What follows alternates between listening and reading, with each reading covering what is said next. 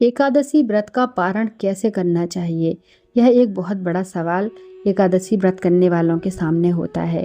एकादशी व्रत करने के पश्चात द्वादशी को सभी व्रतियों को चाहिए कि किसी ब्राह्मण को सबसे पहले भोजन कराएं। इसके पश्चात भगवान श्री हरि या भगवान जगन्नाथ का यदि किसी के घर में प्रसाद रखा हुआ है चावल वाला, तो सबसे पहले उसको भगवान जगन्नाथ का ध्यान करते हुए ग्रहण करना चाहिए। यदि भगवान जगन्नाथ का प्रसाद हमारे घर में नहीं है तो भगवान विष्णु को चावल का भोग लगाकर वही प्रसाद हम सभी को अपने व्रत के पारण के पहले लेना चाहिए। यदि ब्राह्मण को भोजन कराने में असमर्थ हैं तो मंदिर में या सुपात्र ब्राह्मण को दान दे देना चाहिए या किसी गरीब को भी दान दिया जा सकता है। हरिवासर में पारण करना निषिद्ध है। एकादशी व्रत करने वाले मनुष्यों को यदि पारण करने में किसी भी नियम का पालन करने में असमर्थता हो तो वह भगवान से क्षमा मांगकर भगवान श्री हरि को भोग लगाकर स्वयं भोजन कर सकता है।